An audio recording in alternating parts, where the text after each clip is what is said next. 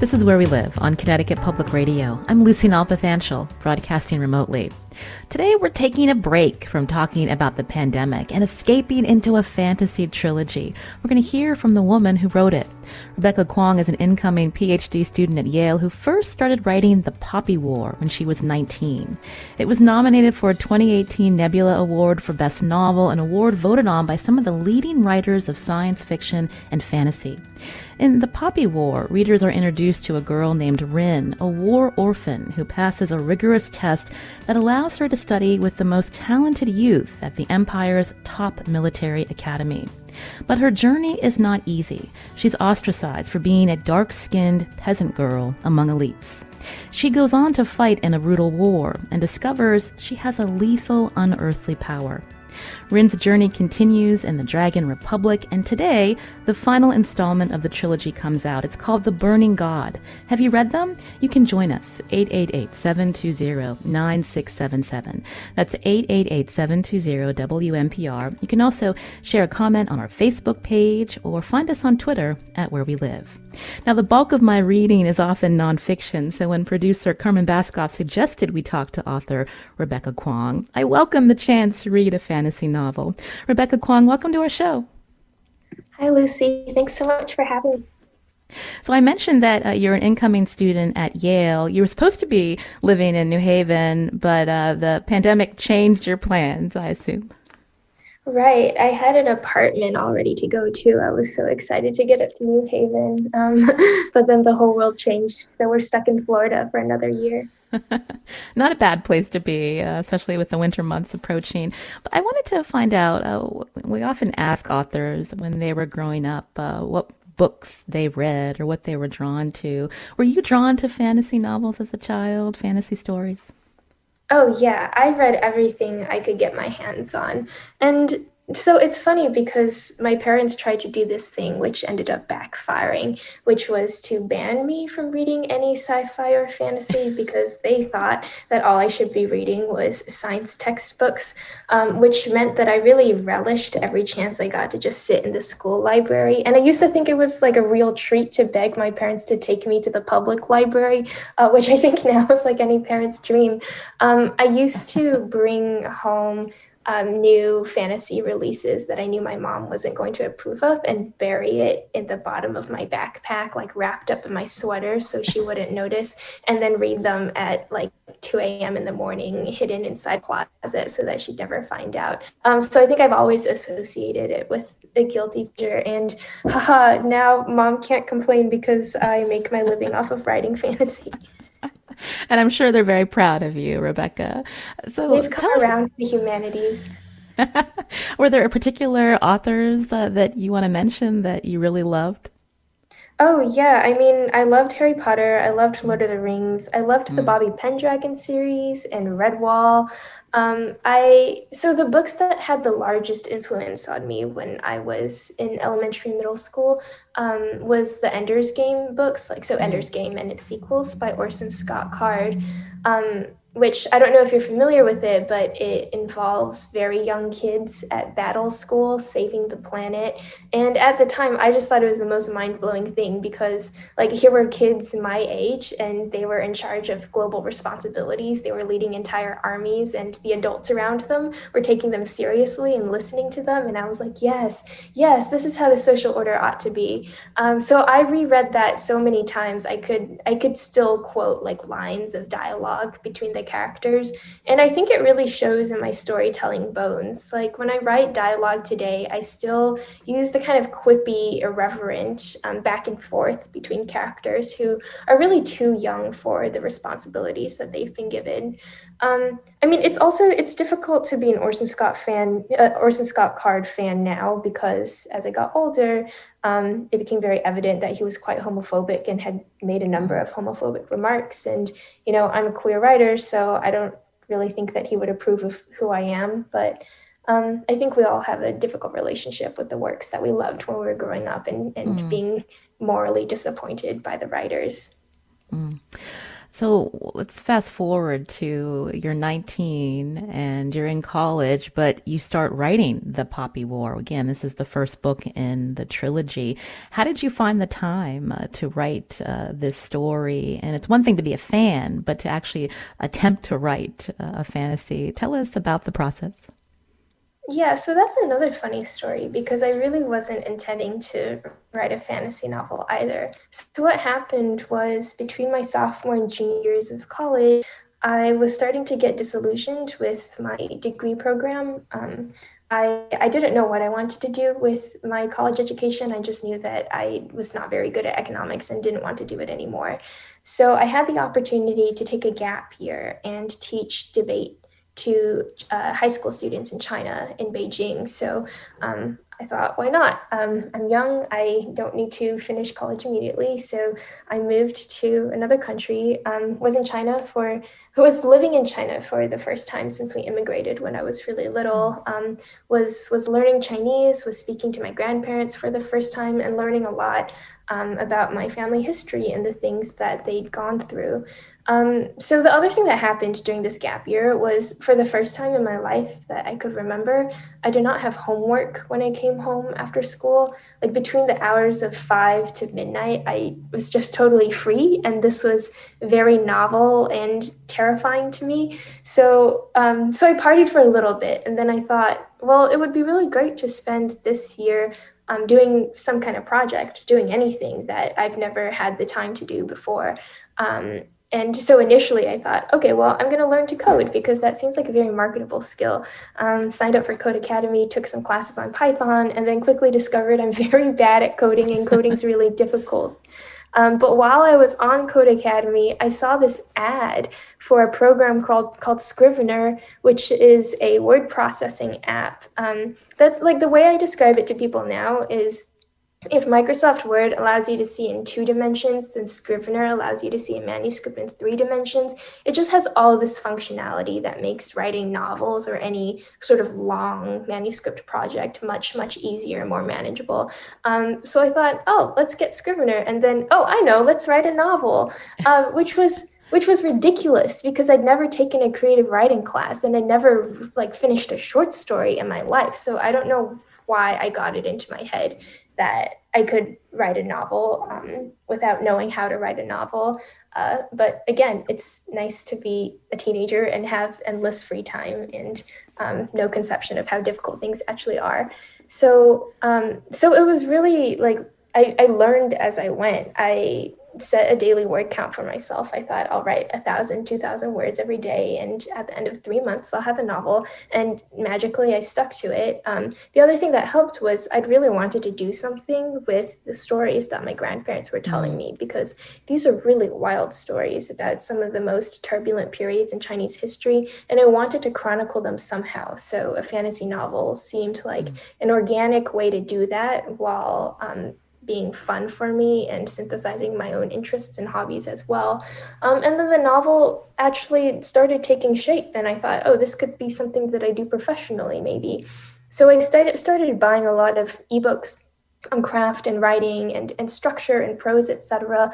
Learned all of that while I was finishing the draft, and then started Googling, how do you find a literary agent? How do you get published, etc. And then at the end of that 6-8 month whirlwind adventure, I had a book deal. Wow. It's quite a story. And what a debut novel, The Poppy War. With us is author Rebecca Kuang, who is the author of the Poppy War trilogy, the final book of the trilogy, The Burning God. It comes out today. Kuang's joining us on Zoom, and she's an incoming PhD student at Yale next fall. So you talked about your time that you spent with your grandparents. And for people who have read the Poppy War trilogy, you draw a lot on what happened in history, especially between China and Japan. Can you talk about some of the stories that your grandparents shared? Yeah, being in China was really a homecoming for me because it was my first chance to reconnect with a culture that I'd kind of grown up with in the US, but it's not quite the same, and a language that I only still sort of understood.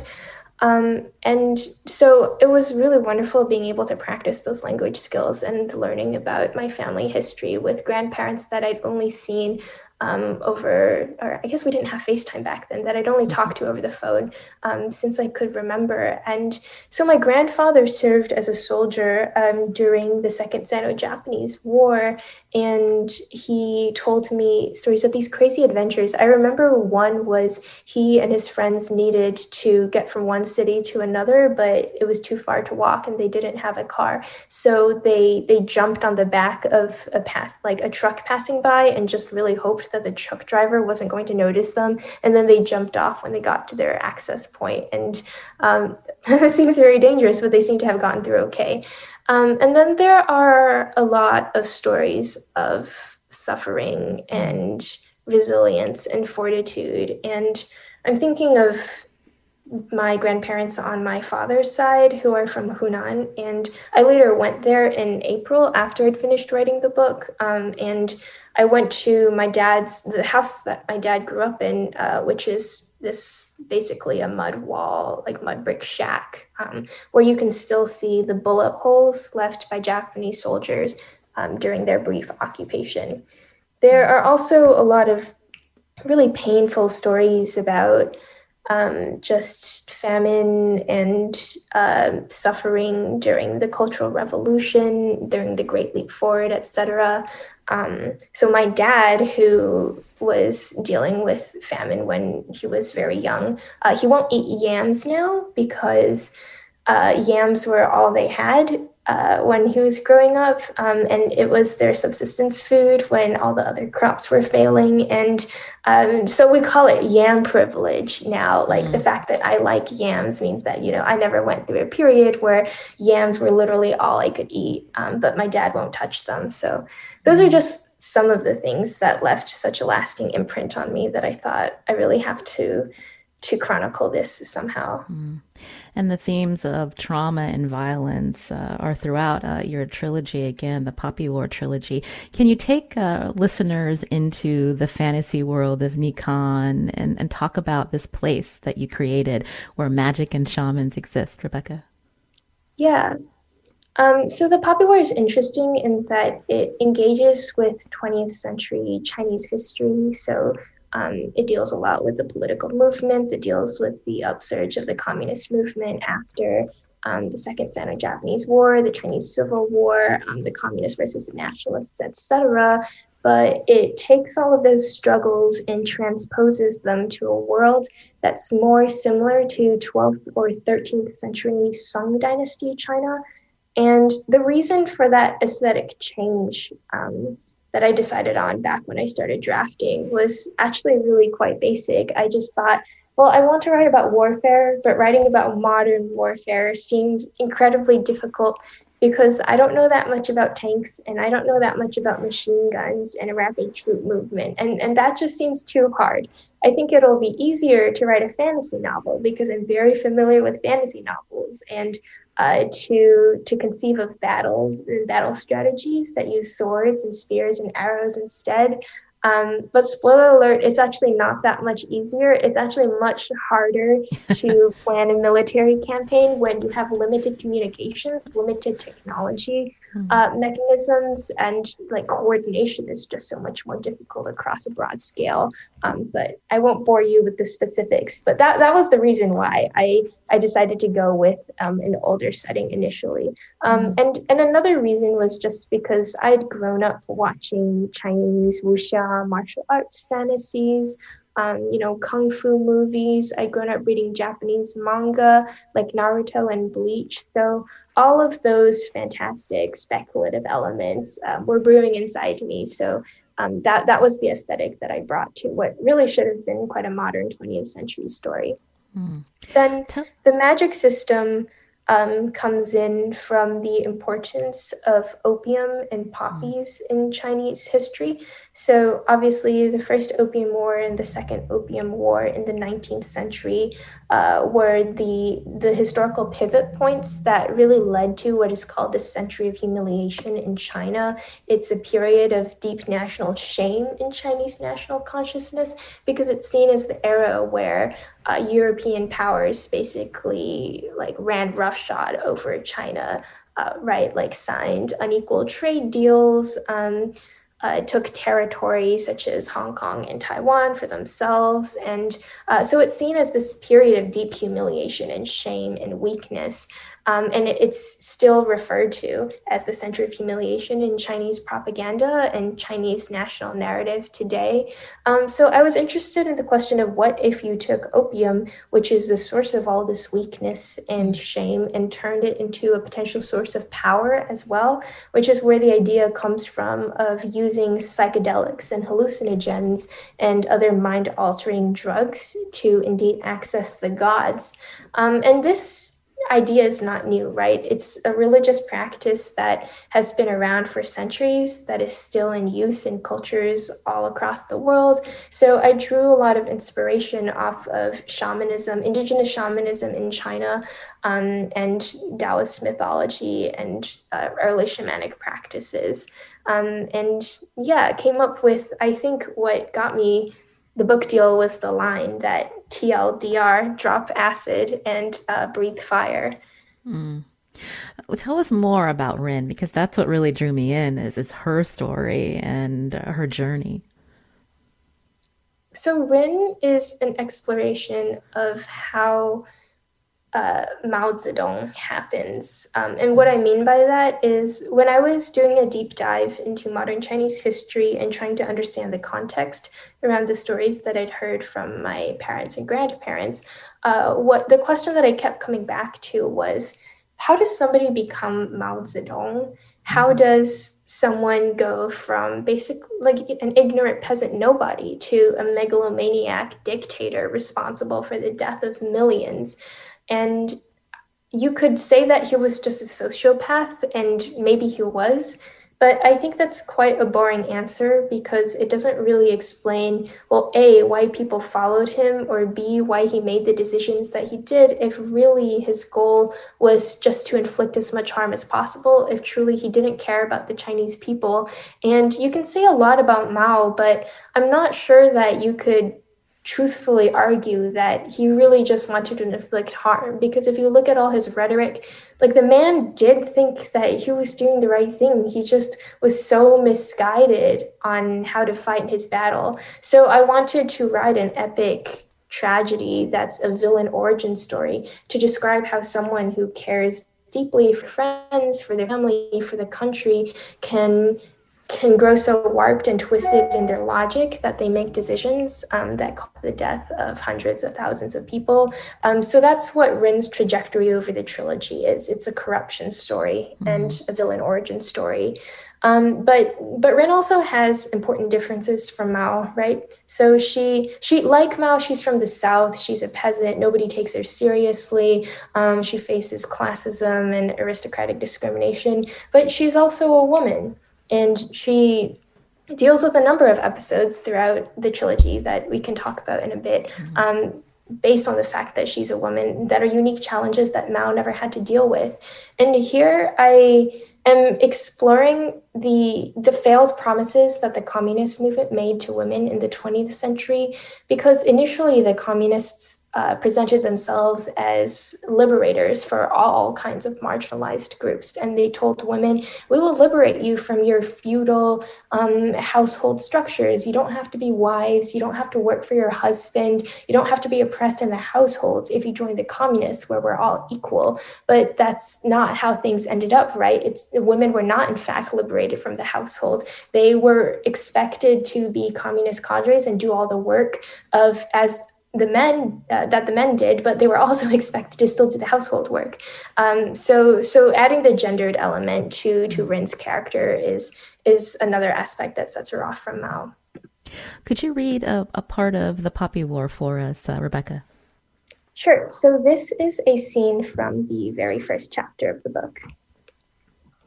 The examination room fit 100 students. The desks were arranged in neat rows of 10.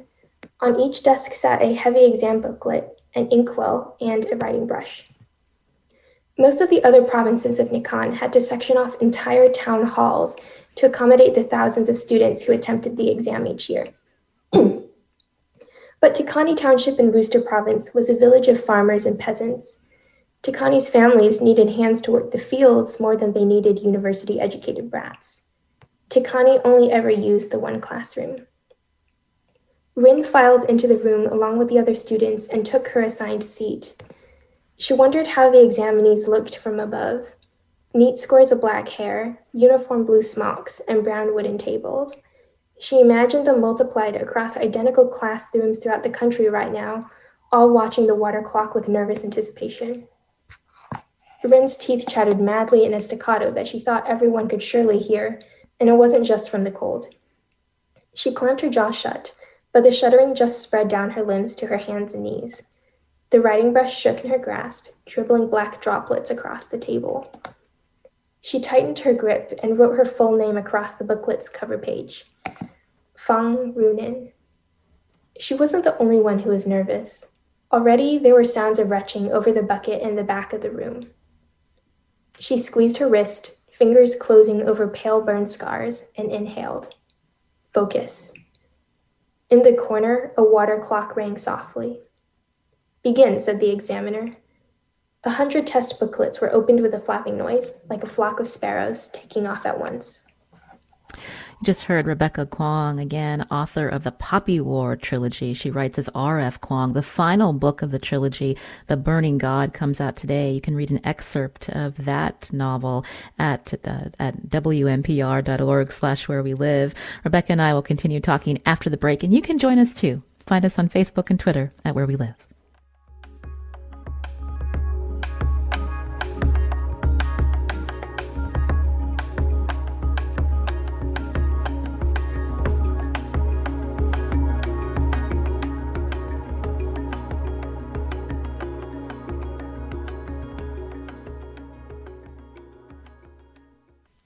This is Where We Live on Connecticut Public Radio. I'm Lucy Nalpathanchel. My guest today is author Rebecca Kuang, who has written the Poppy War trilogy.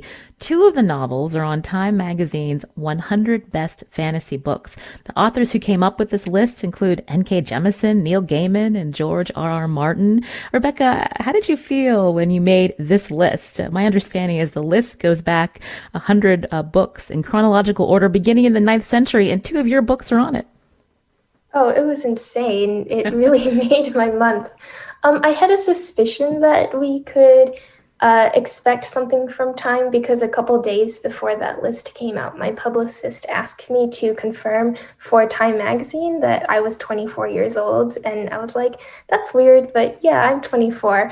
But I didn't know that it was going to be that list. But I think the coolest thing about that list in particular is that it's one of the first lists that's made a concerted effort to include people of color and women in the committee that chooses the books. And that's important because a lot of the standard lists of like the fantasy, science fiction canon, etc., just repeat the same white male names over and over again. So you see a lot of George R. R. Martin, right? You see a lot of J.R. Tolkien and Brandon Sanderson, etc. And those works are all great, but the fantasy genre has really moved on from that very limited palette. And it was just nice to see a list that celebrated the diversity and innovation and novelty of where the genre is going now.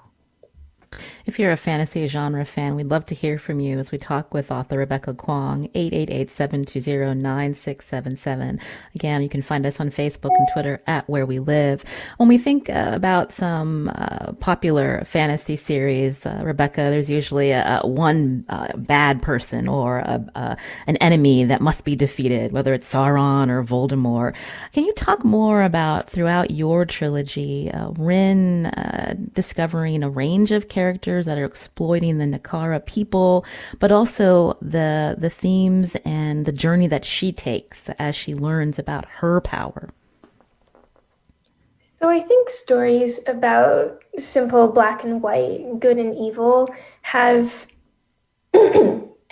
been unpopular for a while because I think especially in our current political movement and in the crises that we're currently living through, there's more of a recognition that evil is not this horrible other thing that we'd always recognize whenever we saw it, right? But rather that we're all capable of evil, and that political movements are really messy, and there are all kinds of interests, intersecting interests involved. And we're all a bit more complicit than we think we'd like to be. So the Poppy War is often called grimdark, which is a genre appellation that I think I'm fine with. And one of the things that grimdark fantasy tries a lot to do is explore the shades of gray in individual morality, and to question the assumptions that we have about heroes or who's right on the side of whatever war the book is about. The other ethical sensibility that I'm bringing to this trilogy, and how I deal with the protagonist and antagonist, heroes, villains, etc., is classes that I've taken in modern Chinese history, where the first lesson that you learn is that history is incredibly messy, and war is incredibly messy. And anytime you see a narrative that is, we were the victims, they were the oppressors, we were the good guys, they were the bad guys, we did nothing wrong, they committed all the war crimes, that's always a self-serving nationalist story, right? Because that's never true. Take, for example, the Nanjing Massacre, which the Poppy War deals a lot with. So in December of 1937, Japanese troops invaded the city of Nanjing, and over the next 6 weeks proceeded to kill, mutilate, torture civilians on an absolutely atrocious scale. And these atrocities have been well documented. And when I was writing the Poppy War, it seemed like a very easy story to tell about how this awful thing had happened to the innocent Chinese civilians. But then when you look at the way the Nanjing Massacre has been used by self-serving nationalist propaganda over time, right? The way that the Chinese Communist Party talks about the Nanjing Massacre, it's not used to demand reparations or respect or commemoration for the victims. It's used to stoke anti-Japanese sentiment. It's used to distract away from problems at home and inspire this patriotic rallying around the flag based on the hurts of World War II against a modern-day Japanese regime that has no relation to the Imperial Japan that committed those atrocities. So history's messy. There are always collaborators. There are always traitors. There are always different factions and interests involved. And I think it's good that we're seeing a lot more fantasy novels now that deal with those complexities and nuances. Because we'd like to think that we are the resistance, but oftentimes in the United States, we are the evil empire. Mm. When you mentioned the Nanjing Massacre, when I was reading the Poppy War, it was very difficult to read that chapter in the book focusing on the city of Golanese, which was occupied by the Muganese army. So can you talk through with us in your research, writing that scene and having to come to grips with these horrible things that happened to so many? It was incredibly difficult. And I remember that writing the rest of the book felt very smooth and easy and fun. Like I would fly through revisions for an entire chapter in a single day. But then when I got to chapter 21, which is the chapter in which all of the atrocities from the Nanjing Massacre are recounted to somebody who wasn't there, I found that I could only get through a couple sentences at a time. I would always have to stand up and walk around outside. And even so, I spent a lot of the week that I spent writing that chapter crying or just staring at the wall or just in a very bad mental place, because writing that scene was the first time that I'd really thought deeply about the Nanjing Massacre.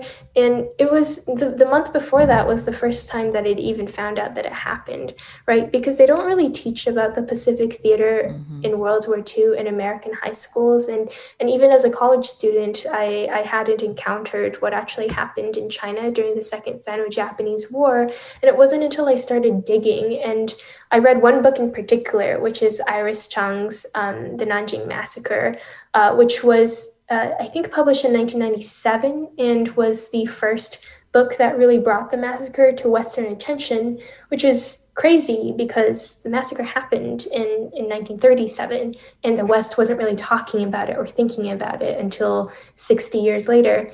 And I thought that was horrible. I thought this was a hidden history that needed to be talked about. So one thing that I did, which stuns a lot of people, is that even though the rest of the novel is a fantasy novel, none of the scenes in the Nanjing Massacre chapter are made up. So everything you read about, every grotesque torture, every mutilation, every murder is something that's directly lifted off the pages of history, which is what makes it even more frightening.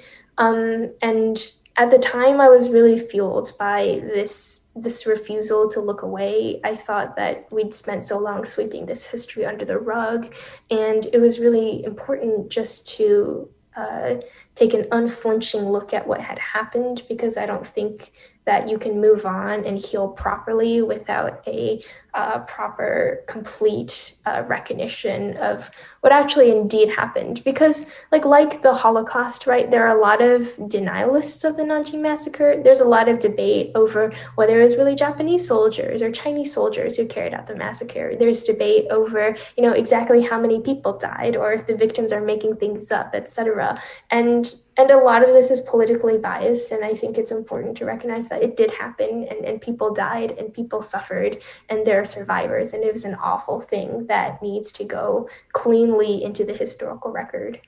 Mm. When we talk about trauma, Rin, the female protagonist, experiences extreme trauma.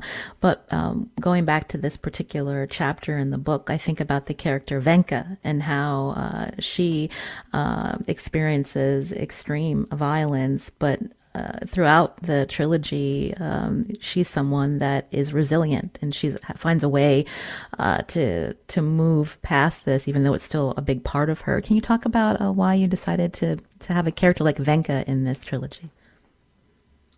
So a big frustration I have with grimdark fantasy novels that feature scenes like ethnic cleansing or wartime rape or sexual violence, etc., is that it's almost always used as shock value to show the protagonist and, by extension, the reader, how awful the other side is. So it's often, right, like the protagonist is going through a village and the villagers are like, these soldiers did such terrible things to our women. And then the protagonist moves on with a new sense of justice and desire for vengeance against the bad guys. But the women almost never get a voice, right? They're almost always just the victims. Things are inflicted upon them, but they have no agency. They don't get to seek retribution. We don't get to see their healing process. We don't see what their life looks like after what happened to them.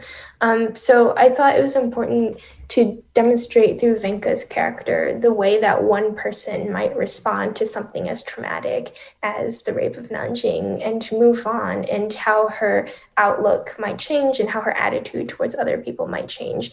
And she's a really brittle, violent, bitter person, right? Like, she doesn't magically get better, and the people around her treat her like she's fundamentally broken or soiled because of what happened, that she'll never be anything more than what happened to her, which is also something that she rails against. So she's dealing with all of these complex emotions of wanting to move on, but also not being able to forget, and having that color every interaction that she has with everybody else.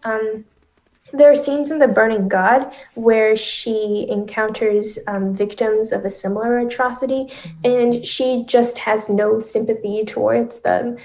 These women are traumatized, they're terrified, they're refusing to eat, they're very scared, and Venka just starts yelling at them. She says, like, you survived, you're lucky, like, how could you be refusing to eat, like, you're weak, and she has to be argued down from re-traumatizing these girls. And what I'm trying to do there is show that there's no correct way or no single way to be a survivor. Her reaction is perfectly reasonable given what she's going through. Her attitude is you have to be really strong to get over it. You have to have the mental fortitude if you want to survive. And that translates into her being very unsympathetic in the moment. But I think it's important that we don't create this moral, this like the golden example of what a survivor is supposed to look like and how they're supposed to act and relate to what happened to them, because there are infinite ways of grappling with trauma. You're hearing Rebecca Kuang here on Where We Live. She's written The Poppy War, The Dragon Republic, and today The Burning God comes out, a trilogy that she bases on history. And you made the great point, Rebecca, that there's a lot of history that we don't learn. So when you think about the people that have embraced this trilogy, that are reading these books, and you've heard from them over the last few years, when you were writing it, who were you writing it for? So I was writing it for my family, and it was funny because when I was drafting The Poppy War, so I never thought that I'd be sharing all of my writing with my dad, but I ended up sending him one chapter at a time as I went on, and it became this really good feedback mechanism where his enthusiasm for every subsequent chapter made me want to write an even better, more exciting chapter to send him the next week. And so I think it had the effect that like Charles Dickens writing in periodicals did, where if you're only publishing a little bit at a time, then you have an incentive to make things end on cliffhangers and be really fast-paced and exciting, because you can't have an off chapter because then the reader is going to lose patience. So that was a really wonderful way of reconnecting with my dad and talking about his history. And so like one thing that I didn't know about my dad was that he loves fantasy novels and he loves literature, and he ended up getting his PhD in physics because that's what he thought he had to do. But he always really wished that he'd been able to go into literature or history instead. So he was actually really happy that was what I pivoted towards. So it made me really glad that he and my mom loved the book so much. And my grandparents can't read English and the books haven't been translated into Chinese, but they tell them everything that happens in the books, and it makes my grandparents really happy too. But yeah, it's a family project and it's dedicated to them. Have they apologized for locking up those sci-fi fantasy books from you and as a child, Rebecca? So my mom never has, and she is now congratulating herself for this move because she thinks that if she hadn't done that, then I wouldn't have loved fantasy books as much and I never would have become a fantasy writer. So what can you do with moms? I wanted to get back to Rin, because she's someone, again, who ends up committing some war crimes. I don't want to spoil it for people who haven't read the trilogy yet. But something that I thought was really interesting is in the book, throughout the trilogy, she still at some point struggles with imposter syndrome. Can you talk about why you wrote that into the story? Well, I think that as a young woman of color in any field, imposter syndrome is something that I deal with on a daily basis. Like even after having 3 books out, sometimes I'm in publishing spaces and I think, oh, I don't really know how to write a book. I don't know what I'm doing here. I am scamming everybody when I say I know anything about storytelling. And it's the same for me in academia. I often convince myself that I can't even speak the research languages that I work in. But Rin's case is unique because she's in a context where her imposter syndrome is not just something that she's coming up with in her head, right? Like it's constantly reinforced by the factors around her, especially when she tests into Sinigard, which is the best military academy in the nation. And it's incredibly difficult to pass the exam to get into, especially as a scholarship student. The moment she gets there, right, she's told that she doesn't belong because she didn't grow up in an aristocratic household. She didn't grow up taking martial arts lessons. She doesn't have the right kind of cultural education. She doesn't know how to move in those spaces. She doesn't have the same kind of connections as her upper class, paler northerner classmates. And there I was portraying an exaggerated account of how it felt for me to attend a private school for the last 3 years of my K through 12 education. After having been in public school for most of my life, I transferred to the Green Hills School for debate to compete on their debate team. And it was such a culture shock for me because suddenly all of my classmates were incredibly wealthy. During spring break, they were getting on private jets to Cabo to party, and I still wasn't allowed to go to sleepovers. So that feeling of being an outsider, of feeling like she's not good enough and that she doesn't belong despite her achievements, is something that I was drawing from personal experience. Mm. You're hearing author Rebecca Kuang, who's written the Poppy War trilogy. The final book of the trilogy, The Burning God, comes out today. Again, you can read an excerpt at our website, wnpr.org/wherewelive. I'm Lucy Nalpathanchel. Right after a short break, we'll continue our conversation and we'll find out what Rebecca is working on next.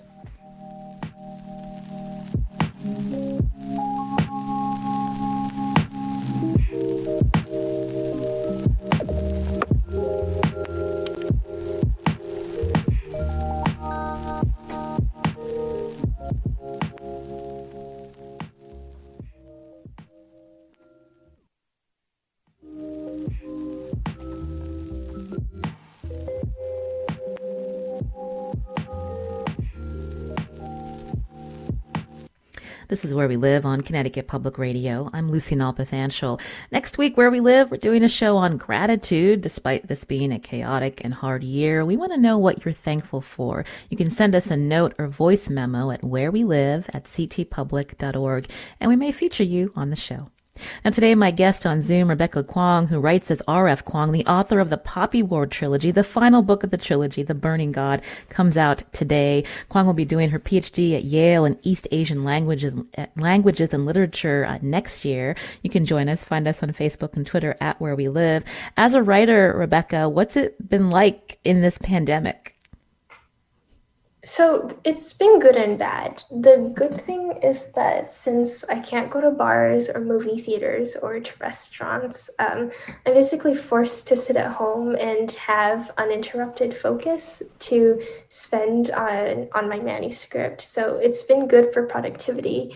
On the other hand, so much of writing is human experiences and emotions and the feelings you get from interactions with other people and seeing new things and experiencing new things, right? Like I've always written based on my surroundings and my proximate inspirations. And it's really hard to recreate that in the sterile environment of lockdown. I find myself having to reach really far back from memories to remind myself what it was like to actually go to the pub and meet friends and be in social settings.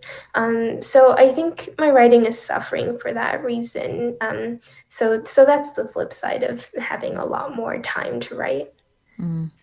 Are you sad that the Poppy War trilogy is over, or happy to be on to the next project? And we want to know more about that, Rebecca. Oh, I just feel liberated.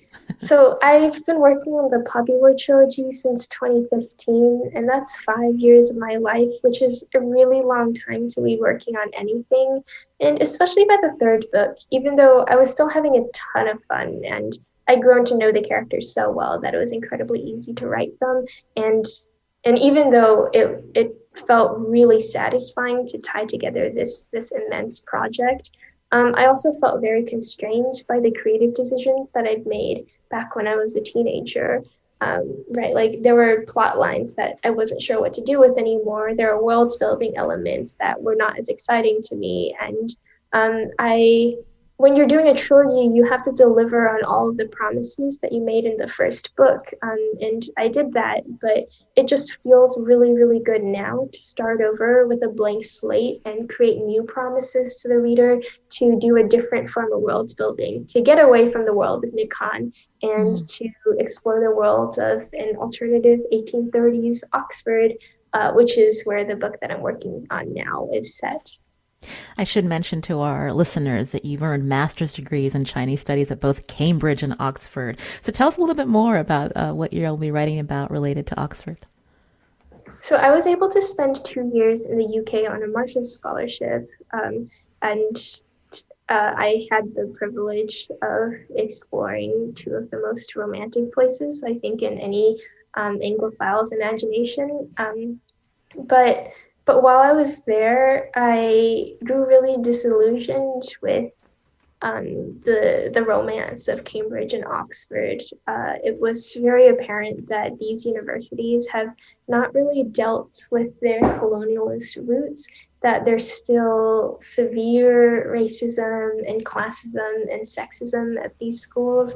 And again, because I always write based on my current experiences, I thought that would be an interesting thing to explore in the next project.